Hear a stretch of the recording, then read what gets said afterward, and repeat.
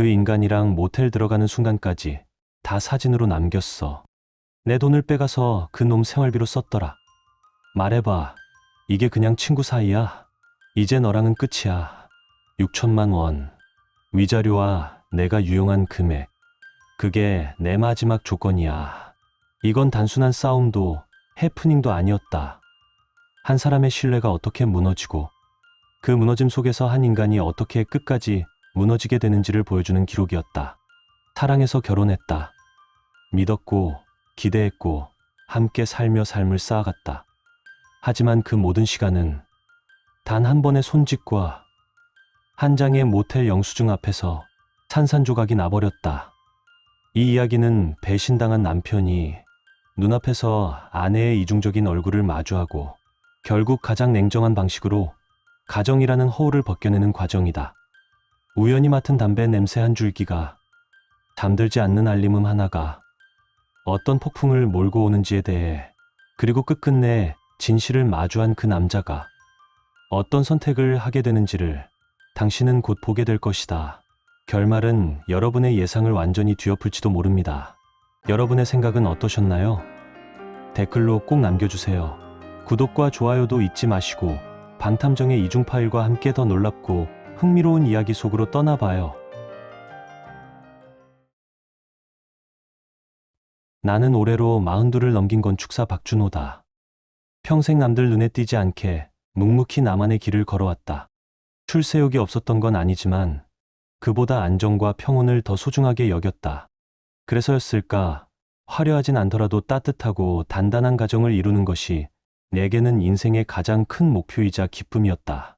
그리고 그런 가정을 함께 만들어온 아내 한소영은 내 삶의 중심이었다. 우리 부부는 결혼한 지 어느덧 10년이 넘었다. 처음 몇 년은 소영이 전업주부로 지냈고 나는 전적으로 그 선택을 존중했다. 집안을 돌보는 일이 얼마나 고된지 누구보다 잘 알고 있었기에 그녀가 집 안에서 해주는 모든 일에 늘 고마움을 느꼈다.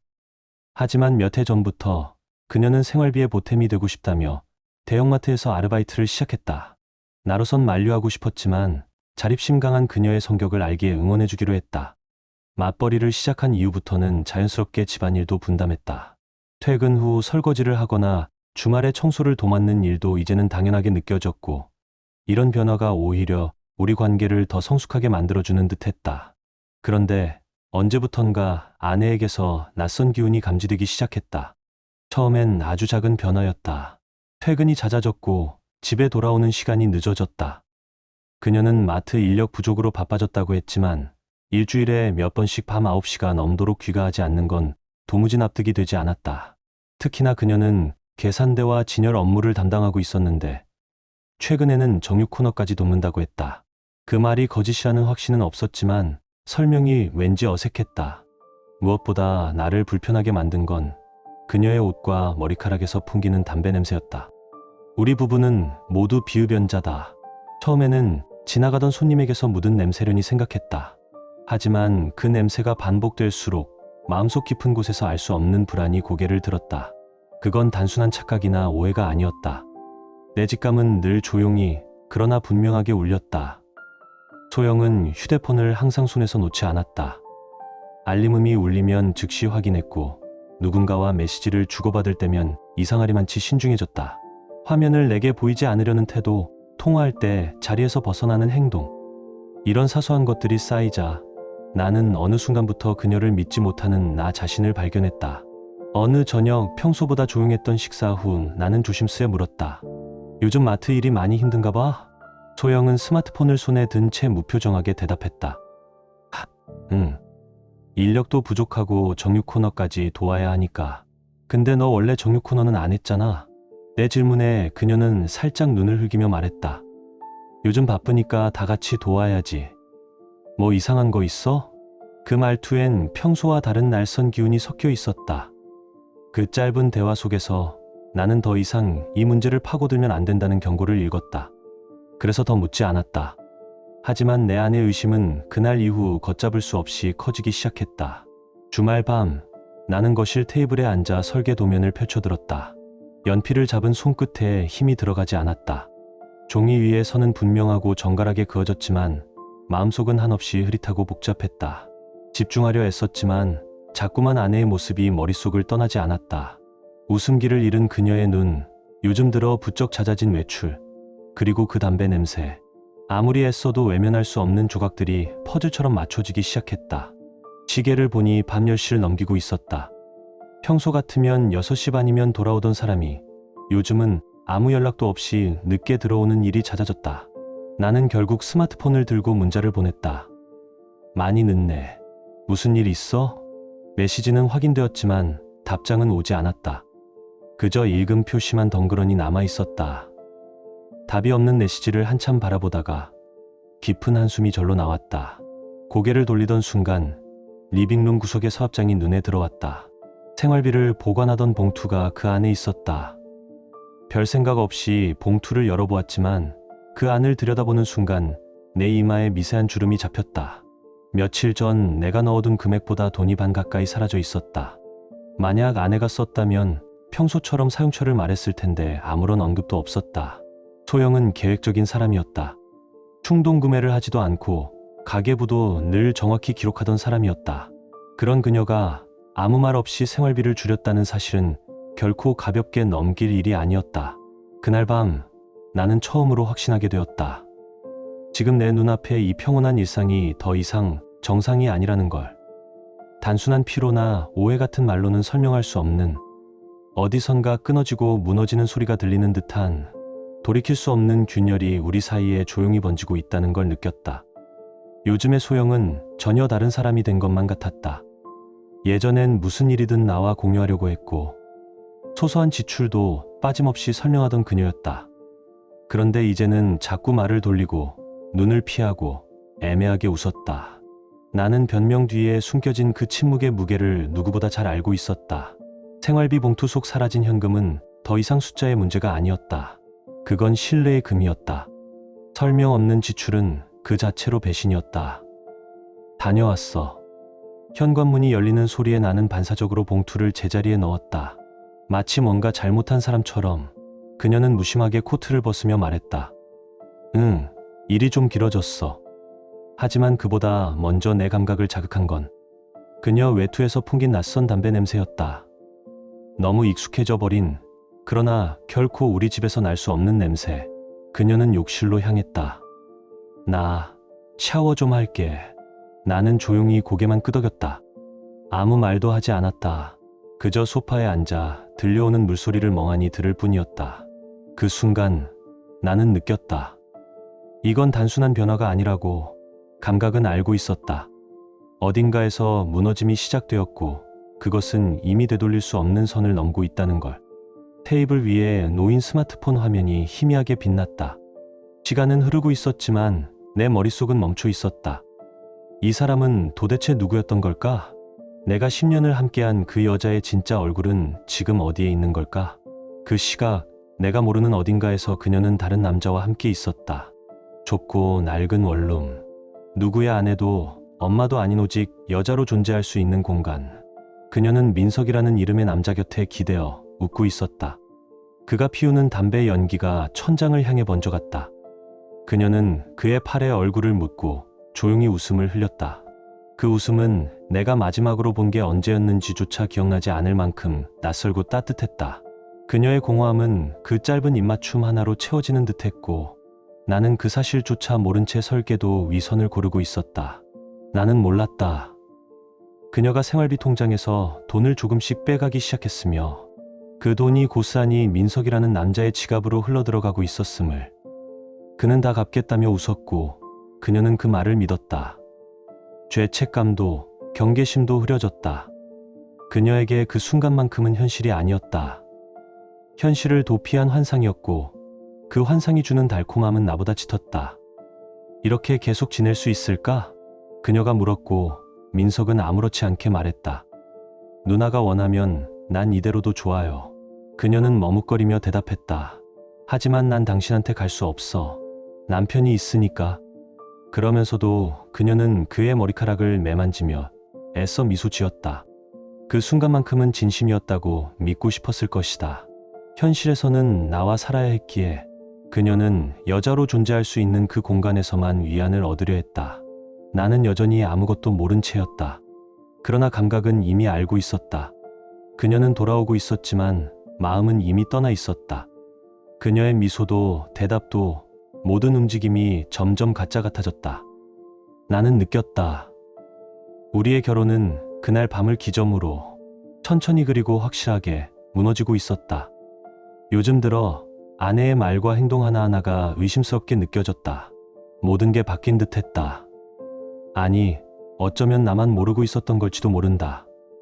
그녀는 더 이상 눈을 마주치지 않았고 대화를 할 때면 늘 짧고 급하게 마무리했다. 생활비 봉투에서 사라진 돈에 대해 아무런 말도 없었다. 그 침묵은 차라리 거짓보다 더 날카롭게 내 가슴을 찔렀다. 그날 밤 나는 혼자 소파에 앉아 있었다. 손에는 설계도 대신 스마트폰이 들려 있었지만 화면은 텅 비어 있었다. 시간은 밤 10시를 훌쩍 넘기고 있었고 그녀는 여전히 연락이 없었다. 아르바이트는 7시 전에 끝나는 스케줄인데 3시간째 소식이 없다는 건 이제 습관처럼 반복되고 있었다. 마트 인력이 부족해서라는 말은 이제 내게 아무런 설득력을 갖지 못했다. 그보다 더 내 머릿속에 박혀있는 건 그녀의 옷에서 풍기는 담배 냄새였다. 나는 담배를 피우지 않는다. 그녀도 마찬가지다. 그럼에도 불구하고 매번 그녀가 들어설 때면 어김없이 코끝을 간지럽히는 그 향은 분명히 타인의 것이었다. 그 담배 냄새는 이제 나에게 하나의 확실한 흔적처럼 느껴졌다. 그녀가 누구와 함께 있는지를 말해주는 단서. 나는 다시 생활비 봉투를 확인했다. 며칠 전 새로 채워 넣었던 금액이 절반 가까이 사라져 있었다. 나는 목소리를 내지 않고 중얼거렸다. 이게 도대체 뭐야? 그녀는 돌아왔을 때 분명 또 말을 돌릴 것이다. 장 봤다. 부모님 드렸다. 익숙한 핑계를 대며 눈을 피하겠지. 하지만 최근 몇 주간 우리 가정엔 특별한 지출이 없었다. 내 머릿속에서 그동안 외면해왔던 퍼즐 조각들이 하나하나 제자리를 찾아가기 시작했다. 띠링. 스마트폰에 알림이 떴다. 미안. 오늘 좀 늦어. 먼저 자 있어. 소영이었다. 그 짧은 문장을 읽는데 몇 초밖에 걸리지 않았지만 나는 한참을 멍하니 바라보았다. 그 문장엔 어떤 설명도, 애정도, 미안함도 없었다. 단지 내 삶에 간섭하지 말라는 무언의 메시지만이 담겨 있었다. 그 순간 나는 결심했다. 더는 가만히 기다릴 수 없었다. 내가 외면해온 진실을 스스로 마주해야만 했다. 나는 코트를 걸쳐 입고 조용히 현관문을 열었다. 쌀쌀한 겨울밤, 차가운 바람이 얼굴을 스쳤지만 내 심장은 그보다 훨씬 차가웠다. 차를 몰아 그녀가 일하는 마트 근처로 향했다. 마트 입구는 이미 불이 꺼질 시간대였지만 후문 쪽에는 아직 직원들이 335 퇴근 중이었다. 나는 차 안에서 불을 끄고 앉아 그녀를 기다렸다. 잠시 후 소영이 나타났다. 몇몇 여성 직원들과 인사를 나누고는 한 남자와 함께 걸어가기 시작했다. 멀리서 보기에도 젊고 체격이 단단한 남자였다. 그는 그녀를 소영 누나라고 불렀고 이름은 민석. 그 이름이 귓가에 날카롭게 꽂혔다. 나는 조용히 차문을 열고 두 사람을 뒤따랐다. 그들은 마트 뒤편 흑연구역 쪽에서 캔커피를 나누며 대화를 나누고 있었다. 나는 거리감을 유지하며 그 모습을 지켜보았다. 소영은 웃고 있었다. 내가 기억하는 그녀의 미소와는 다른 종류의 웃음이었다. 편안하고 자연스럽고 행복해 보였다. 그 웃음은 지난 몇 년 동안 나와 함께 있을 때 단 한 번도 보여주지 않았던 표정이었다. 민석이 담배에 불을 붙였다. 그 연기가 그녀의 머리카락을 스쳐 지나가는 순간 나는 퍼즐의 마지막 구각을 끼운 느낌이었다. 그래, 이 냄새였어. 둘은 동료라기엔 너무 가까운 거리에서 마치 연인처럼 서 있었다. 소영이 그의 팔에 손을 얹었고 둘은 자연스럽게 손을 맞잡았다. 그 짧은 순간이 내 안에서 무너짐을 완성시켰다. 입을 열고 무언가 외치고 싶었지만 목에서 아무 소리도 나오지 않았다. 나는 그저 그 자리에 얼어붙은 듯 서 있었다. 내가 알던 세계가 그리고 내가 믿어온 사랑이 거짓이었다는 사실이 눈앞에서 조용히 증명되고 있었다. 민석은 그녀의 허리를 감싸 안았고 둘은 그 자세로 골목 끝의 차량으로 향했다. 멀어지는 그들의 뒷모습을 보며 나는 처음으로 스스로에게 물었다. 이제 뭘 해야 하지? 몇 분이 흘렀다. 멀어져가는 차량의 붉은 테일램프가 골목 어귀를 돌아 사라질 때까지 나는 그 자리에 서 있었다.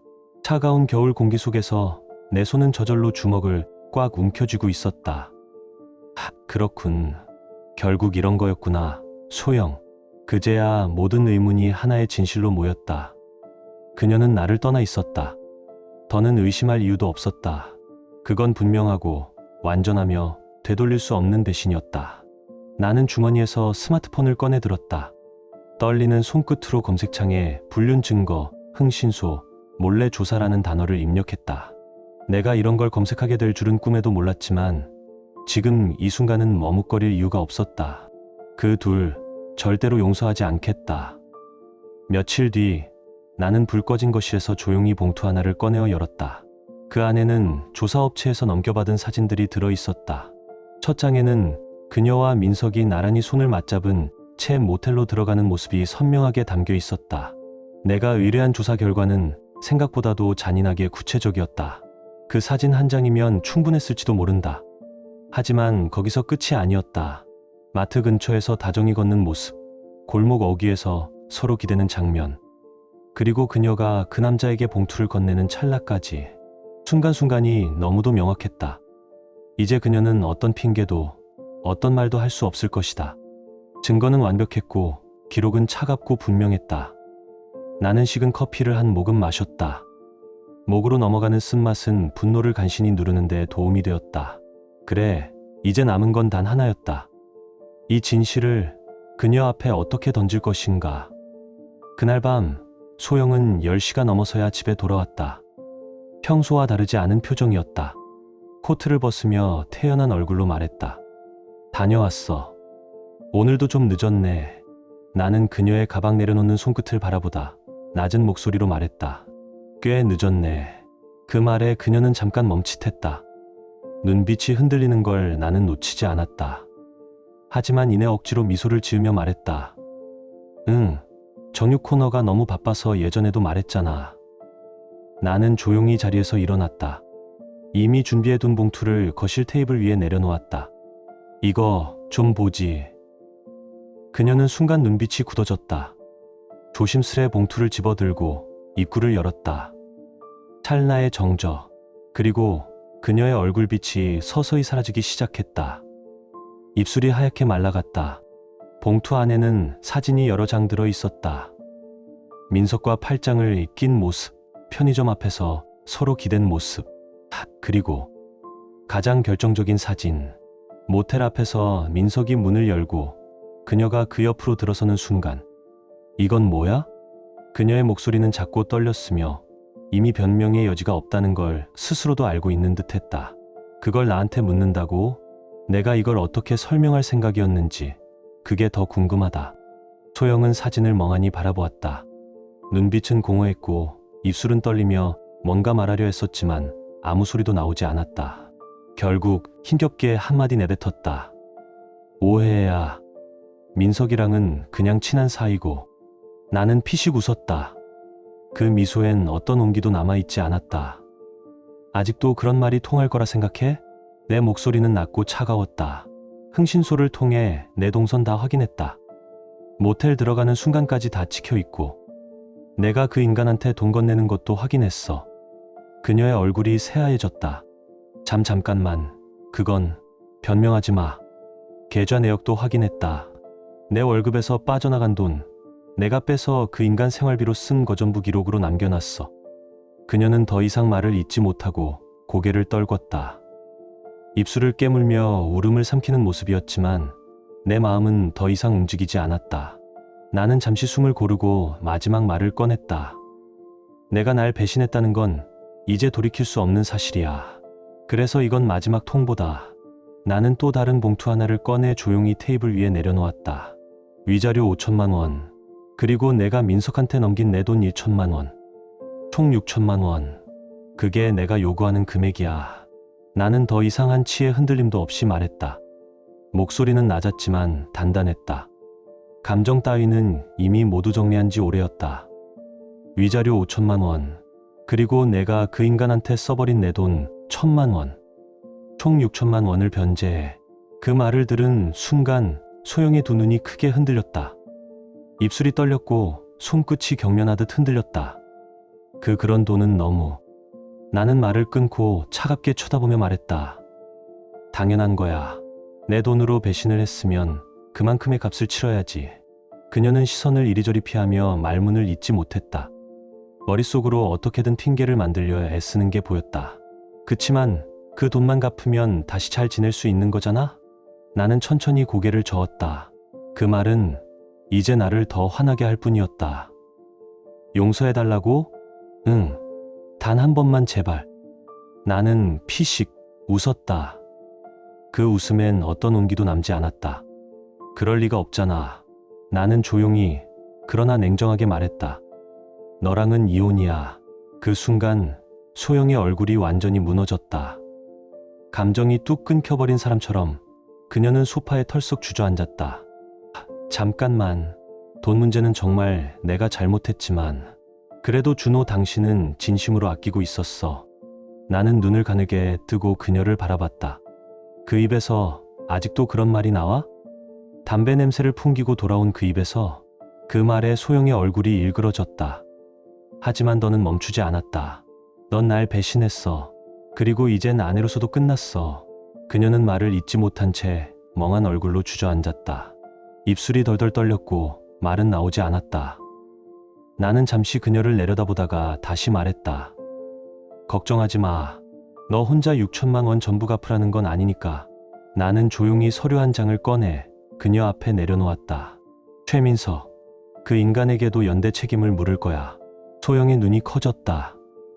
말도 안 돼. 그 사람은 지금 빚에 쫓기고 있는 걸. 그녀의 손이 덜덜 떨렸다. 두려움과 불안, 그리고 패닉이 얼굴에 고스란히 떠올랐다. 무리야, 나랑 그 사람 수입으로는 그런 돈 못 내. 나는 단호하게 잘라 말했다. 그래. 이제 내 달콤한 환상은 끝났어. 그 말만 남긴 채 나는 조용히 리빙룸을 떠났다. 소영은 어떤 말도 하지 못한 채 그 자리에 주저앉아 넋이 나간 얼굴로 앉아 있었다. 거실 한가운데서 그녀는 마치 외로운 조각상처럼 굳어 있었다. 그리고 내 마지막 말이 공간을 메아리처럼 울렸다. 이혼이야. 위자료와 유용한 금액. 총 6천만 원을 갚아. 그 숫자는 그녀에게 현실이 아니었다. 그녀는 허탈한 숨을 내쉬며 조용히 중얼거렸다. 잠깐만, 준호. 우리 얘기 좀 하자. 한 번만 기회를 줘. 우린 부부잖아. 그녀의 목소리는 떨렸고 간절했지만 내 눈빛엔 흔들림이 없었다. 부부. 나는 조용히 테이블을 손가락으로 두드리며 냉소를 흘렸다. 넌 나를 배신했어. 그 순간부터 우린 부부가 아니야. 그녀는 필사적으로 매달렸다. 그래도 난 당신을 진심으로 아꼈어.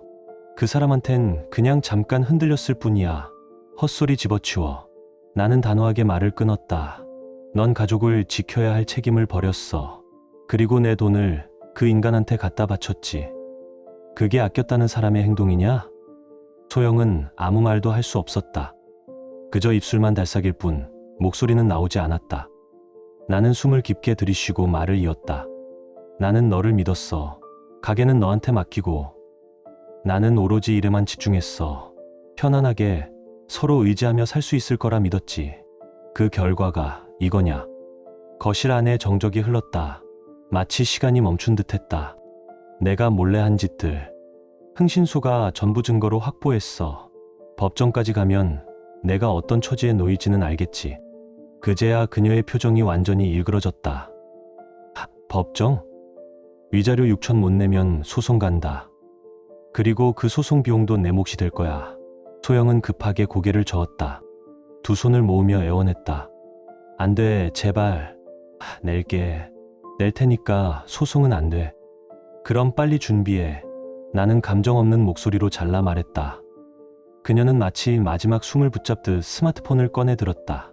그리고 민석의 번호를 눌렀다. 제발 받아줘. 하지만 몇 번을 눌러도 연결되지 않았다. 그녀의 눈에 불길한 기운이 떠올랐다. 다음 날 아침 그녀는 마트를 빠르게 병가내고 곧장 어딘가로 향했다. 정확히 말하자면 내가 이미 알고 있는 그곳. 그녀가 가장 많은 시간을 쏟고 가장 많은 감정을 소비했던 남자의 원룸. 그 공간은 이제 그녀가 기댈 수 있는 마지막 환상이었을 것이다. 그녀는 수차례 인터폰을 눌렀다. 기다림, 불안, 초조함이 눈동자에 떠올랐고 마침내 현관문 위에 붙은 종이 한 장이 시야에 들어왔다. 연체로 인한 계약 해지. 연락 요망. 그 짧은 문장이 그녀를 송두리째 무너뜨렸다. 설마. 그녀는 떨리는 손으로 스마트폰을 꺼내 민석의 번호를 눌렀다. 하지만 통화는 연결되지 않았고 곧장 음성서사음으로 넘어갔다. 연결음이 없는 정막이 오히려 모든 걸 말해주고 있었다. 마지막 희망을 부여잡듯 예전에 민석과 어울리던 누군가에게 메시지를 보낸 모양이었다. 혹시 민석이 어디 있는지 알아? 얼마 지나지 않아 도착한 답장은 냉정하고 짧았다. 그놈, 사채업자들한테 쫓겨서 잠수 탔어. 휴대폰을 든 그녀의 손이 덜덜 떨렸다. 숨을 제대로 쉬지도 못하고 허공을 멍하니 바라봤다. 그 순간 그녀는 깨달았을 것이다. 그 남자는 애초부터 사랑 같은 건 하지 않았다는 걸. 단지 필요할 때 찾아오는 편리한 사람이었을 뿐. 위험해지자 아무런 미련도 없이 사라지는 그런 비겁자였다는 걸. 그날 밤 나는 조용히 짐을 정리하고 있었다. 생각보다 미련은 남지 않았다. 이미 마음은 떠났고 감정은 끝이 났다.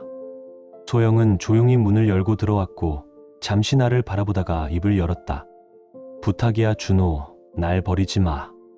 그녀는 울먹이며 내 팔을 붙들었다. 하지만 나는 담담하게 그러나 냉정하게 대답했다. 버린 건 내 쪽이잖아. 그 말 한마디에 그녀의 어깨가 무너져 내렸다. 내가 아닌 본인이 자초한 결말이라는 걸 이제서야 실감한 듯한 표정이었다.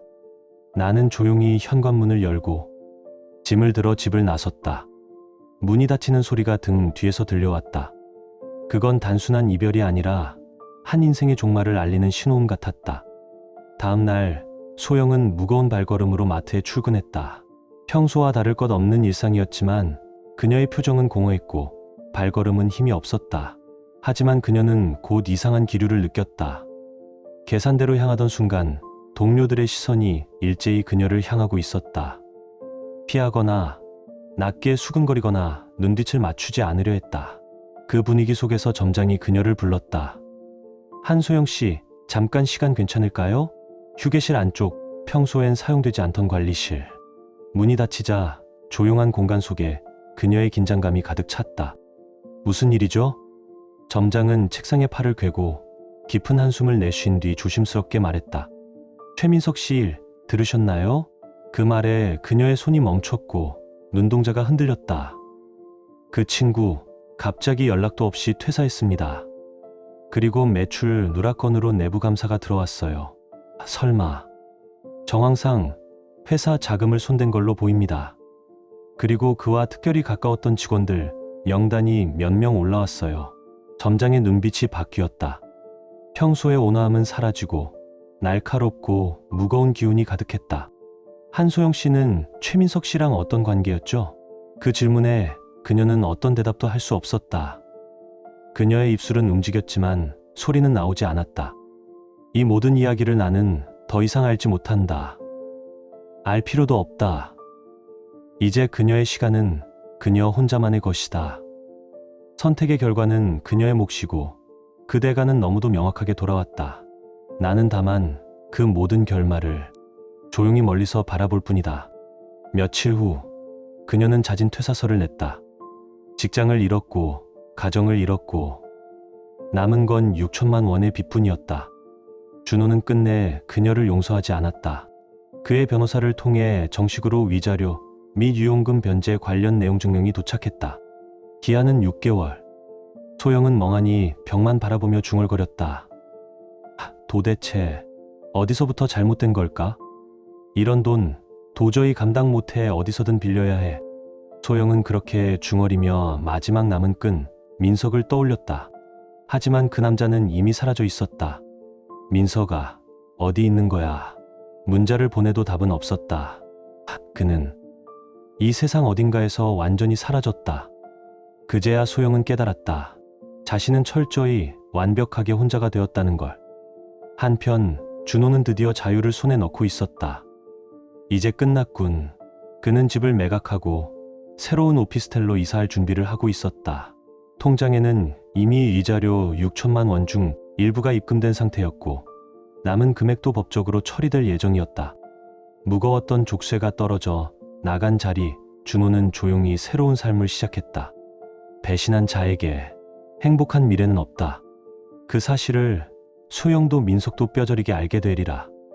제7장 모래성의 붕괴. 어두운 반지하방 구석, 곰팡이 냄새가 진하게 배인 공간 속에서 소영은 아무 말도 없이 주저앉아 있었다. 천장에는 누수가 생긴 자국이 얼룩져 있었고 손톱은 닳았고 머릿결은 갈라졌으며 그녀의 피부는 거칠고 탄력을 잃어 있었다. 한때 따뜻한 가정이 있었다. 믿음직한 남편이 있었고 그저 평범해도 안정적인 삶이 있었다. 하지만 지금은 그 어떤 것도 남아있지 않았다. 준호가 떠난 후 수개월, 그녀는 위자료와 유용금 변제를 위해 낮에는 공장 아르바이트, 밤에는 청소 용역을 전전하며 하루 16시간 이상 일해야 했다. 체력은 바닥났고 피부는 트고 눈빛은 점점 흐려졌다. 이럴 리가 없었는데 혼잣말처럼 중얼거렸지만 그 말에 대답해줄 사람은 아무도 없었다. 한편 민석 역시 더 이상 자유로운 남자가 아니었다. 그는 지금 사채업자에게 쫓기며 일당 노가다를 전전하고 있었다. 이 꼴이 뭐냐, 마치 죄수 같잖아. 낡고 찢어진 점퍼 주머니에서 꾸깃한 담배 한 개비를 꺼낸 그는 입에 물고 라이터를 켰다. 하지만 들이마신 연기는 유난히 쓰고 그는 격하게 기침을 뱉어냈다. 예전엔 소영이 돈을 줬다. 경마비, 밥값, 생활비까지도. 그 돈줄이 끊긴 후 그의 인생도 순식간에 무너졌다. 도망치려 해도 돈이 없으면 아무것도 할 수 없었다. 한 방을 노리고 불법 도박에 손을 댔지만 결국엔 모든 걸 잃고 빚만 불어났다. 이제 그의 손엔 아무것도 남지 않았다. 그 무렵 준호는 새 보금자리에서 조용히 야경을 바라보고 있었다. 끝났군. 그는 혼잣말을 내뱉으며 오피스텔의 베란다 창가에 서 있었다. 모든 것을 잃은 여자를 벗어나 그는 자신만의 속도로 다시 걸어가기 시작했다. 바로 그때 가로등 아래로 여인의 그림자가 지나갔다. 마르고 초라한 옷차림, 텅 빈 눈동자, 천천히 무기력하게 걷고 있는 건 소영이었다. 한때 사랑했던 여인, 하지만 지금의 그녀는 그에게 아무런 감정도 불러일으키지 못했다. 사람의 돈과 마음을 배신한 자는 모든 것을 잃게 된다. 나는 조용히 등을 돌렸다. 모든 것이 끝났다고 느꼈던 그날 이후 나는 조용히 그러나 분명히 나아가고 있었다. 이혼 서류에 도장을 찍고 법적으로 모든 절차가 마무리된 뒤 나는 서울 외곽의 오래된 아파트를 팔고 강북에 있는 조용한 오피스텔로 이사했다. 30평 남짓한 공간이었지만 지금의 나에겐 너무도 넓고 조용했고 무엇보다 깨끗했다. 밤마다 자명종 대신 내 심장의 박동 소리에 귀를 기울이며 잠들 수 있었고 주말 아침이면 작은 커피포트를 올려놓고 천천히 책장을 넘길 여유도 생겼다. 소영과 함께 살던 10년의 시간은 처음엔 매 순간이 고통이었다. 그녀의 말투, 손짓, 쓰던 향수, 그 모든 게 집안 구석구석에 스며들어 있었고 가끔은 무의식적으로 현관문 비밀번호조차 그녀의 생일로 누르고 있곤 했다. 하지만 시간이 흘렀다. 습관은 천천히 바뀌었고 기억은 서서히 흐릿해졌다. 그리고 어느 날 문득 거울 속 내 얼굴을 마주했을 때 나는 깨달았다. 나는 살아남았다. 나를 철저히 배신했던 여자에게 무너질 수는 없었다. 내 삶의 주인은 다시 나여야 했다. 소영의 소식은 그 후로도 몇 번 전해 들었다. 마트를 그만둔 뒤 공장과 청소업체를 오가며 하루에 14시간 넘게 일한다는 말. 병원 응급실에 실려갔지만 병원비 때문에 하루 만에 퇴원했다는 말. 친정에서도 등을 돌렸고 친구들은 하나둘 연락을 끊었다는 말. 그녀가 걷고 있는 길은 그녀가 만든 길이다. 불쌍하다는 생각조차 들지 않았다. 사람은 실수할 수 있다. 하지만 그 실수를 거짓으로 덮고 남을 속이고 자기 합리화로 일관한 순간 그건 실수가 아니라 선택이다. 그녀는 분명히 그 길을 선택했다. 그 선택의 결과를 지금 겪고 있는 것일 뿐이다. 나는 그날 다시 그녀를 마주쳤다. 퇴근길, 편의점 앞 골목. 어깨를 움츠린 채 걷고 있는 여자가 있었다. 기억보다 훨씬 말라 있었고 얼굴은 창백했으며 눈동자엔 생기가 없었다. 소영이었다. 한때 내 인생의 반쪽이었던 여자. 한때 내가 가장 믿었던 사람. 그녀는 나를 알아보지 못했다. 아니, 알아보았지만 외면했을지도 모른다. 나는 발걸음을 멈췄지만 부르지 않았다. 그저 조용히 멀어지는 뒷모습을 바라봤다.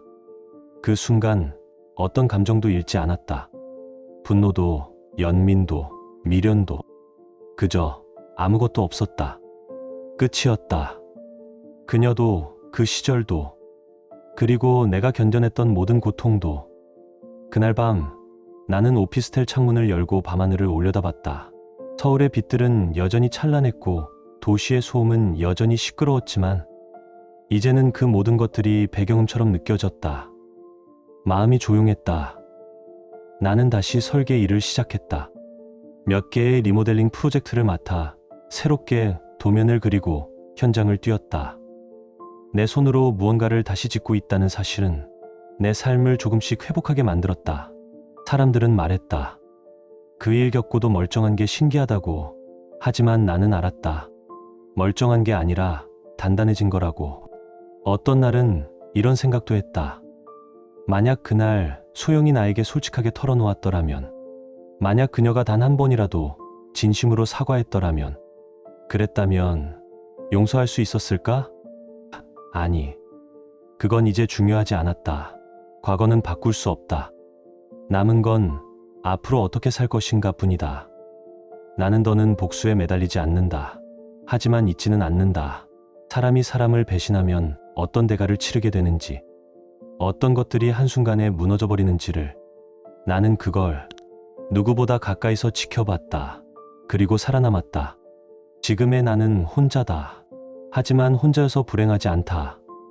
조용한 아침, 적당히 따뜻한 햇살, 도면에 그어진 한 줄의 선이 다시 시작되는 인생의 기준선처럼 느껴진다. 나를 버리고 떠난 사람은 모든 것을 잃었다. 나는 그 사람을 버리고 모든 것을 되찾았다. 행복한 결말이라는 건 누군가를 용서하는 데 있는 게 아니다. 때로는 끝까지 외면하고 돌아서는 데 있다. 그게 내가 선택한 결말이다. 당신은 이 이야기를 어떻게 느끼셨나요? 댓글로 당신의 생각을 들려주세요. 이 이야기가 여러분께 작은 감동이 되었거나 잠시 멈춰 삶을 돌아보게 하는 계기가 되었다면, 혹은 바쁜 일상 속에서 따뜻한 위로가 되어주었다면 그것만으로도 저희는 더할 나위 없이 기쁩니다. 여러분의 좋아요와 댓글, 그리고 구독은 이러한 이야기들이 더 많은 사람들에게 닿을 수 있도록 따뜻한 다리 역할이 됩니다. 끝까지 함께해 주셔서 진심으로 감사드립니다. 늘 평안하시고 사랑과 진심이 가득한 하루 되시길 바랍니다.